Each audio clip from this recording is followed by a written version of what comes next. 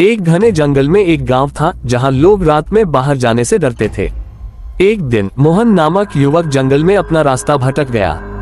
अंधेरे में उसे एक पुराना महल दिखा। वह अंदर गया, लेकिन जैसे ही उसने दरवाजा खोला उसे एक आवाज सुनाई दी, तुम यहाँ क्यों आए हो? मोहन ने मुड़कर देखा, लेकिन वहाँ कोई नहीं था। तभी उसके सामने एक कटा फटा आदमी प्रकट हुआ, जिसके शरीर से खून बह रहा था। डर के मारे मोहन भागने लगा, लेकिन जैसे ही वह बाहर आया, वह हमेशा के लिए गायब हो गया।